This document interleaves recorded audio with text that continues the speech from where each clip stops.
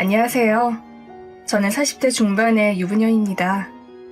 사람은 사람 덕분에 행복하고 사람 때문에 고통받는다고 하던데 최근에 제가 그걸 정말 뼈저리게 느꼈어요. 사람 하나 잘못 들인 탓에 가족이 풍비박산 났거든요. 그렇게 화목하던 가족이 이제는 서로 얼굴을 보기는커녕 연락조차 하지 않는 사이가 되었고, 저도 남편과 이혼까지 하지는 않았지만 서로 얼굴만 보고 지내는 사이가 되었네요. 그렇게 되는데 정말 얼마 걸리지도 않았어요. 저희 가족이 풍비박산난 기막힌 사연 여러분께 들려드리고자 합니다. 저는 평범한 가정주부였습니다. 남들처럼 20대 후반에 소개팅으로 만난 남편과 결혼해서 아이 둘을 낳고 잘 살고 있었죠. 저는 전업주부였지만 남편의 수입이 적지 않아 제법 여유로운 생활을 할 수 있었습니다. 시댁도 마찬가지였어요. 아버님이 젊으셨을 때 사업으로 큰 돈을 벌어두신 터라 경제적인 어려움이 전혀 없었죠. 다만 그런 시부모님께도 걱정이 하나 있었습니다. 바로 작은 도련님의 결혼 문제였어요. 남편과 나이 차이가 좀 있는 작은 도련님은 어렸을 때부터 이것저것 하는 일이 많았죠. 정확히는 하고 싶어하는 일이 많아서 공부는 뒷전이고 늘 다른 일에 한눈을 팔았어요. 우직한 제 남편과는 정말 다른 성격이었어요. 어느 때에는 기타를 배우겠다고 나서더니 아침부터 저녁까지 기타만 붙들기도 하고, 또 어떤 때는 갑자기 그림을 그리고 싶다며 훌쩍 외국에 유학까지 다녀오기도 했습니다. 그 때문에 주변에서는 걱정이 많았죠. 특히 어머님은 저 녀석이 언제 제 밥벌이를 하고 결혼도 하는지 하시며 항상 걱정을 달고 사셨습니다. 그렇게 내키는 대로 살며 20대를 보낸 도련님도 30대에 들어서니 조금씩 정신을 차리기 시작하더라고요. 전에는 돈벌이고 뭐고 그냥 하고 싶으니까 한다는 느낌이었는데, 그나마 30대가 되니 이왕이면 돈이 되는 쪽을 고르기 시작한 겁니다. 그래봐야 평범한 사람들과 비교하면 여전히 정신없기는 마찬가지였지만, 그래도 우리 식구들은 다만 몇 푼이라도 자기 힘으로 돈을 벌기 시작한 도련님이 기특하기만 했습니다. 그렇게 조금씩 정신을 차리던 도련님은 30대 중반에 사업을 시작했고 의외로 빠르게 자리를 잡더군요. 무슨 공연기획이라는 사업인데 자세히 알지는 못하지만 먹고 살만한 정도는 되는 것 같았어요. 도련님이 자리를 잡고 나니 가족들의 걱정은 단 하나. 도련님의 결혼만 남게 되었습니다. 도련님도 같은 생각이셨는지 그때까지는 여자는 생각도 하지 않던 사람이 만나는 사람이라며 하나둘 여자를 데려오기 시작하더라고요. 그러던 어느 날 도련님이 자신 있는 얼굴로 결혼할 사람이라며 여자 하나를 데려왔습니다. 연락을 받고 미리 시댁에 모여있던 가족은 도련님이 데려온 여자를 보고 다들 혼비백산했어요. 데려온 여자가 풍기는 분위기가 뭐랄까, 새끼가 흐른다고 해야 될까요? 하나하나 뜯어보면 뛰어나게 예쁜 얼굴은 아닌데 전체적으로 풍기는 분위기가 정말 야릇했습니다. 차림새도 옷만 보면 하나도 야할 게 없는 수수한 블라우스에 스커트인데 전체적으로 보면 어딘가 모르게 새끼가 흐르는 묘한 사람이었어요. 도련님은 여자와 자리에 앉자마자 이야기를 꺼내더군요. 저 여기 있는 미연이와 결혼하겠습니다. 결혼? 이렇게 갑자기? 네, 미연이야말로 제 운명이에요. 지금까지 기다렸던 것도 다 미연이를 만나기 위해서였던 거예요. 결혼한다니 잘된 일이지만, 그런데 미연씨 올해 나이가 올해 25이에요. 미연씨의 말에 가족 모두가 경악했습니다. 도련님의 나이가 37이니 딱 12살 차이, 띠동갑이었던 거죠. 아버님 어머님도 아무리 도련님의 혼사가 중요해도 남의 집 귀한 딸에게 차마 못할 짓이라고 생각하셨는지 연신 고개를 갸웃거리며 나이 차이가 많은데 정말 결혼할 생각이냐. 내 아들이지만 워낙 정신없이 살아서 벌어놓은 돈도 많지 않은데 괜찮겠냐. 결혼을 허락받는 자리인데 오히려 아버님 어머님은 여자에게 도련님과의 결혼을 허락받는 것 같은 느낌이었죠. 그런데 아가씨는 말없이 싱긋 웃으며 고개만 끄덕거렸어요. 그런데 그게 또 느낌이 이상하더라고요. 사랑하는 사람과 결혼을 앞두고 행복해서 웃는 표정이 아니라 어딘가 모르게 야하고 유혹하는 느낌이 든다고 할까? 하여튼 같은 여자로서 보기 불편할 정도였어요. 그래도 어쨌든 서로 마음이 맞아 결혼까지 생각한 거고 양가 부모님도 반대가 없으셔서 두 사람의 결혼은 일사천리로 진행되었습니다. 하지만 가족들은 걱정이 많았죠. 워낙 도련님이 이것저것 관심이 많은 분이셨거든요. 지금은 저렇게 동서에게 빠져서 간이고 쓸개고 다 빼줄 것처럼 굴어도 언제 어떻게 변덕을 부릴지 알 수 없었으니까요. 게다가 나이 차이도 워낙 많이 나니 동서 입장에서는 몇 년만 지나면 자신은 아직 30도 안 됐는데 남편은 40이 돼버리니 억울하다고 생각할 만도 하고요. 하지만 모두의 걱정과는 달리 두 사람은 옆에서 지켜보는 사람들이 얼굴을 붉혀할 정도로 꾀를 볶으며 말 그대로 신혼다운 신혼을 보내더군요. 결혼하기 전부터 두 사람은 아이는 갖지 않겠다고 공언해두었고 시부모님들도 그것까지는 바라지도 않으셨으니 정말 아무 거리낌 없이 두 사람끼리 행복하게 살더라고요. 그렇게 동서는 저희 가족 안에 서서히 자리를 잡았습니다. 다만 동서의 나이가 워낙 어린 탓에 여러 가지로 잘 모르는 건 있었어요. 몇 번의 명절을 치르고 가족 행사를 치르며 좀 힘들어 하더라고요. 그래서 안타까운 마음에 제가 붙어서 여러 가지 알려주었고 그렇게 저와 동서는 자주 같이 시간을 보내게 되었습니다. 솔직히 처음 동서를 만났을 때는 흐르는 분위기며 하는 행동 하나하나가 마음에 들지 않았어요. 그런데 막상 이야기를 나누며 가깝게 지내다 보니 동서는 전혀 그런 사람이 아니더라고요. 넉넉한 집안의 외동딸로 태어나 금이야 오기야 귀하게 자랐고 대학교를 졸업하자마자 거의 곧바로 도련님과 결혼한 거였어요. 그러다 보니 사람이 그렇게 순진할 수가 없더라고요. 예의도 바르고 공손한 데다 착하기까지. 정말 제가 다 반할 지경이었죠. 그래서 시간만 나면 동서와 함께 시간을 보내게 되었어요. 그런데 어느 날인가부터 동서의 차림새가 좀 눈에 띄기 시작하더라고요. 동서, 그 가방은 못 보던 건데 그거 명품 아니야? 네? 아, 네, 선물 받았어요. 선물? 도련님이 그 비싼 걸 선물로 주셨어? 제 물음에 동서는 대답 대신 빙긋 웃음을 짓더군요. 동서의 웃음에선 여전히 새끼가 흘렀지만 이제는 동서가 그런 사람이 아니라는 걸 알기 때문에 별 생각은 하지 않았습니다. 그런데 시간이 지나고 만나는 횟수가 늘어날수록 점점 더 이상하다는 생각이 들더라고요. 이름만 들으면 아는 고가의 명품이 하나둘씩 늘어가는데 도련님이 버는 돈으로는 도저히 그 많은 명품을 선물할 수가 없어 보였거든요. 그리고 어쩌다 가족끼리 모인 자리에서 유심히 살펴보면 도련님이 입고 있는 옷은 그저 그런 싸구려 옷들 뿐이었는데 동서의 옷은 죄다 명품이더라고요. 그래서 제 생각을 남편에게 물어봤어요. 여보, 오늘 동서가 입고 온 옷 봤어? 옷? 뭐 보긴 했지. 근데 옷이 왜? 왜긴 왜야. 동서가 입고 있는 옷 죄다 명품이잖아. 하나에 몇백만 원씩 하는 것들 뿐이던데? 아, 그랬어? 나야 그런 건 잘 모르니까. 하긴 당신은 그런 거 관심 없지? 근데 웃긴 게 뭔 줄 알아? 뭔데? 도련님이 입고 있는 옷은 다 싸구려인 거 있지? 도련님은 동서가 아직도 그렇게 좋은가 봐.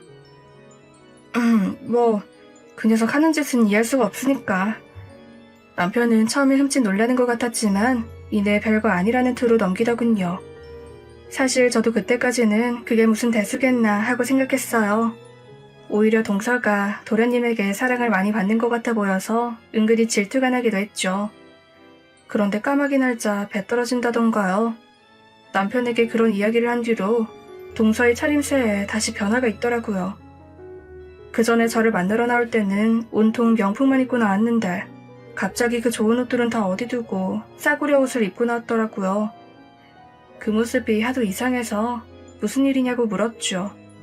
그랬더니 사람들이 젊은 여자가 명품만 입고 다닌다고 흉을 보는 것 같아서 그랬다더군요. 동서의 말에 저는 코웃음을 치며 그건 다른 사람들이 괜히 부러워서 하는 소리라고 젊은 건 정말 순식간이니 할 수 있을 때 꾸미고 다니라고 했어요. 솔직히 그건 사실이잖아요. 명품이 없어서 못 입는 거지 있으면 누구나 그것만 입고 다닐 테니까요. 그랬더니 제 말이 용기를 얻었는지 동서는 다음부터 다시 명품을 입고 나왔어요. 그런데 문득 불길한 생각이 들더군요. 근거는 딱히 없지만 여자만의 감이라는 게 있잖아요. 남편에게 동서의 옷차림에 대해 이야기한 시기와 동서가 옷차림을 바꾼 시기가 겹치는 게 이상하게 마음에 걸리더라고요. 남편이 제 얘기를 듣고 도련님이나 동서에게 넌지시 옷차림에 주의하라고 했을 수도 있었으니까요. 그래서 남편에게 도련님 식구들한테 그 얘기를 했냐고 물었더니 깜짝 놀라며 손사래를 치더군요. 평소라면 아무렇지 않게 넘어갔을 일이었는데 펄쩍 뛰는 남편을 보니 어쩐지 느낌이 안 좋았습니다. 그러다 결국 사건이 벌어졌습니다. 아무리 숨겨도 결국 드러나기 마련인 일이었던 거죠. 그날은 모처럼 동창회가 있어서 남편에게 미리 좀 늦을 거라는 말을 해두고 일찍 집을 나왔어요. 몇 년 만에 만난 동창들이고 다들 아줌마 아저씨가 한자리에 모이다 보니 이야기가 끊이질 않더군요. 그렇게 즐겁게 대화를 나누고 있었는데 조금 이른 시간에 동창들이 하나둘씩 일어나더군요. 아무래도 다들 가정이 있다 보니 어쩔 수 없었겠죠. 그렇게 동창회는 생각보다 훨씬 이른 시간에 끝이 났고 저도 일찍 집에 돌아왔습니다. 집에 돌아와 현관에 들어서니 유치원에서 돌아와 한창 시끌벅적해야 할 아이들의 목소리가 들리지 않더라고요. 아무래도 이상해서 집으로 들어갔는데 너무나 충격적인 장면을 목격하고 말았습니다. 남편과 동서가 알몸으로 뒤엉켜 있는 모습이었어요. 저는 너무 놀라 아무 말도 못한 채 눈만 끔벅거릴 수밖에 없었어요. 눈으로 보고 있는데도 믿을 수가 없더라고요. 늘 우직하고 성실한 남편, 착하고 순진한 동서, 그 두 사람이 우리 집 침실에서 처음엔 당황해서 아무 말도 못하다가 서서히 분노가 차오르더군요. 그래서 침실 문을 벌컥 열었더니 그때야 저를 알아본 남편과 동서가 놀라서 입을 벙긋거리더라고요. 그 모습이 너무 기가 차서 그대로 집을 나와버렸습니다. 택시를 잡아타고 친정으로 가는데 저도 모르게 눈물이 줄줄 흐르더군요. 예상치 못한 모습에 너무 놀라기도 했고 또 남편이 동서와 붙어먹고 있었는데도 몰랐던 제 자신이 너무 한심하고 화가 나서 눈물이 났습니다. 남편과 동서의 불륜 장면을 목격하고 나니 동서가 보여주었던 행동들, 옷차림들이 다 문제가 있었다는 걸 깨달았어요. 자꾸만 늘어가는 명품, 간혹 남편과 마주칠 때 보여주었던 표정들, 전에는 아무렇지 않게 넘겼던 것들이 하나하나 다시 떠오르더라고요. 정말 분하고 서러웠습니다. 저는 그 길로 친정으로 가서 며칠간 마음을 추스른 뒤 다시 집으로 돌아갔습니다. 남편과의 이혼은 기정사실이지만 아이들이 마음에 걸렸거든요.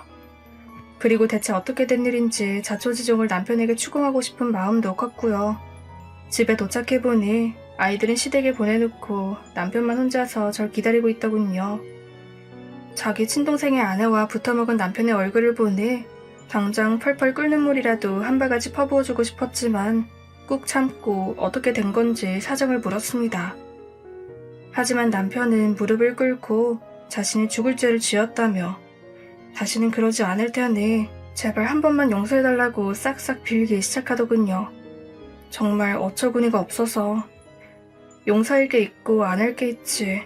어떻게 그런 일을 저질러 놓고 용서해달라고 할 수 있는지.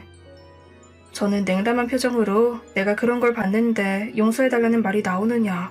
어차피 이혼은 피할 수 없으니 괜한 짓 하지 말고 누가 꼬신 건지 언제부터 그랬는지 솔직하게 다 이야기해봐라 라고 이야기했죠. 하지만 남편은 제 물음에는 대꾸도 없이 그저 용서해달라고만 하는데 남편을 붙들고 물어봐야 소용없겠다는 생각이 들더군요. 그래서 곧장 동서를 찾아갔습니다. 동서는 담담한 목소리로 절 맞이하더군요. 저는 당장 뺨부터 때렸습니다.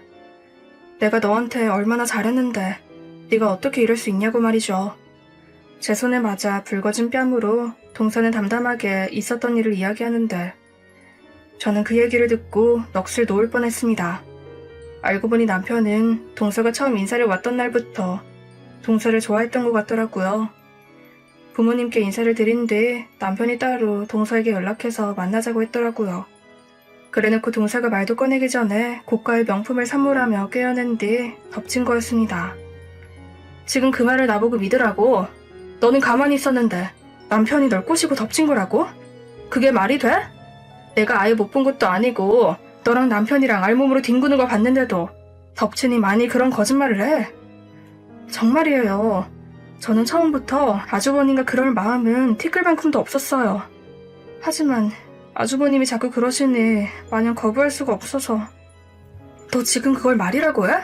거부할 수가 없다니 그게 말이냐고. 그렇게 얼마간 실랑이를 벌였지만 동서는 한결같이 같은 말을 반복하더군요. 자신은 가만히 있었는데 남편이 덮친 거고 자신은 거부할 수가 없었다고. 도무지 이해할 수 없는 말을 하는 동서 때문에 화가 머리끝까지 치밀어 올랐습니다. 그래서 남편과 도련님까지 연락해서 전부 시부모님 댁에 모이게 했습니다. 갑자기 한자리에 모인 가족들은 어리둥절한 표정이었습니다. 물론 남편과 동서는 잔뜩 주눅 들어 있었고요. 저는 가족들이 모두 모인 자리에서 제가 본 것과 동서에게 들었던 것들을 전부 이야기했습니다. 집안은 당연히 발칵 뒤집혔죠. 당장 불같이 화를 낸 것은 당연히 도련님이었습니다. 형이 어떻게 나한테 이럴 수가 있어? 내가 형한테 뭘 잘못했길래 이런 짓을 하냐고. 미안하다. 이게 미안하다면 끝일 일이야? 어떻게 재수씨랑 그런 짓을 할 수가 있냐고. 도련님은 남편의 멱살을 붙잡고 눈물을 뿌리며 원망했어요. 하지만 그 와중에도 동서에 대한 분노는 없더군요. 끝까지 자기 와이프는 잘못이 없다고 생각하는 것 같아 어처구니가 없더라고요. 도련님, 남편이 죽을 죄를 짓긴 했지만 남편만 죄를 지는 건 아니잖아요. 동서는 어떻고요? 그렇게 남편과 잠자리 하며 남편이 준 명품들 몸에 두르고 다녔잖아요. 도련님은 도련님이 사주지도 않은 옷들이며 가방을 들고 다니는 동서가 이상하지도 않았어요? 제 일침에 도련님은 꿀먹은 벙어리가 되더군요. 솔직히 남편이 잘못했지만 남편만의 잘못도 아니었는데 몸 팔듯 남편과 잠자리하며 명품을 몸에 드는 동서 탓은 전혀 하지 않는 도련님도 꼴보기 싫더라고요. 하지만 도련님은 끝까지 동서 편을 들었습니다. 그건 그렇다고 있는 것들을 안 입을 이유는 없잖아요. 그게 왜 이 사람 잘못이라는 겁니까? 형수님, 지금 설마 부부라고 형편 드시는 거예요? 편을 드는 게 아니라 사실이 그렇다는 거예요. 막말로 동서가 한 짓을 보면 몸 팔아서 명품 얻은 거 아니에요? 형수님, 말 조심하세요. 몸을 팔다뇨. 난장판이 따로 없었죠. 여전히 남편의 멱살을 붙잡고 흔드는 도련님, 아무 말 없이 고개만 푹 숙이고 있는 남편, 그리고 따로 떨어져 여전히 새끼 흐르는 순진한 얼굴로 바라보는 동서까지. 그 모습을 보고 있자니 내가 지금 뭐하는 짓인가 싶더군요. 그러다 우연히 시부모님의 얼굴을 보게 되었습니다. 어머님은 눈앞에서 벌어지고 있는 난장판에 말을 잇지 못하고 눈물만 흘리시더군요. 그런데 아버님의 표정이 조금 이상했습니다. 분명 난감해 하시는 것 같기는 한데 안타깝거나 황당해 하시는 것이 아니라 불편해 하시는 것 같았어요. 분명 눈앞에서 일이 벌어지고 있는데도 자꾸 시선을 다른 곳으로 돌리셨어요. 그래서 대체 무슨 일인가 싶어 아버님이 시선을 피하는 곳으로 따라가 보니 동서가 매서운 눈으로 아버님을 쳐다보고 있더군요. 그 순간 등줄기에 식은땀이 주르륵 흐르는 것 같더군요. 설마 그런 일은 아니겠지 라고 생각하면서도 아버님을 뚫어져라 쳐다보는 동서의 눈빛을 보니 차마 입에 담기도 어려운 더러운 일이 벌어지겠구나 라는 예감이 들었거든요. 잠시만요. 결국 동서가 입을 열었습니다. 그 입에서 대체 무슨 말이 나올지 너무나 두려우면서도 또 듣지 않을 수 없었습니다. 그런데 아버님은 왜 아무 말씀도 없으세요? 그러자 모든 가족의 시선이 아버님에게 쏠렸습니다. 하나같이 경악한 표정으로 말이죠. 그런 상황에서 동서만이 혼자 담담한 목소리로 결혼 후 있었던 모든 일을 털어놓기 시작했습니다. 그 얘기를 가만히 듣고 있다 보니 정말 동물의 왕국이 따로 없더군요. 처음 시부모님께 인사를 드린 뒤 얼마 지나지 않아 제 남편이 동서에게 연락해 따로 만나기 시작했고 도련님이 사업 때문에 한창 바쁘던 시기에 처음 잠자리를 가졌다고 하더군요. 그런데 남편과 관계를 갖고 얼마 안 돼서 이번엔 아버님이 동서에게 접근하기 시작하셨더라고요. 명절이라 가족들이 모두 모인 날이었는데 도련님은 해외 출장 중이라 참석하지 못했던 때가 있었거든요. 아버님은 그때 동서와 잠자리를 하셨던 겁니다. 그런데 동서는 시종일관 자신은 누구도 유혹하지 않았고 아버님도 남편도 모두 먼저 다가와 강제로 덮쳤다고 주장했습니다. 여보, 이게 사실이에요? 네? 정말 당신이 둘째 며느리를... 당신도 말해봐. 당신이 덮친 거야? 그럼 그날 내가 본 건 뭔데? 어머님과 저희 추궁에도 두 사람은 아무 말도 못하더군요. 결국 동서의 말이 맞았던 겁니다. 그러자 도련님이 아무 말 없이 동서의 손을 잡고 나갔고 집안은 말 그대로 풍비박산 나버리고 말았습니다. 어머님은 그 일이 있고 난 뒤 며칠을 알아 누우시다가 급기야 뇌졸중으로 쓰러져 입원하시고 말았습니다. 급하게 수술을 하시긴 했지만 연세도 있으신 데다 상태가 좋지 않아 한 달쯤 입원해 치료받으시다가 돌아가시고 말았죠. 저는 남편에게 이혼 소송을 했어요. 이혼의 귀책 사유가 명백했기 때문에 재산 분할과 양육권, 그리고 위자료까지 받아 집을 나왔죠. 남편은 다니던 회사에 재수 씨와 불륜을 저질렀다는 소문이 퍼지는 바람에 사람들의 눈살을 견디지 못하고 자진 퇴사했고요. 하지만 도련님은 동서와 이혼하지 않았습니다. 모든 것은 본능을 이기지 못하고 짐승처럼 동서를 덮친 아버님과 남편의 잘못이지 동서는 하나도 잘못한 게 없다면서 말이죠.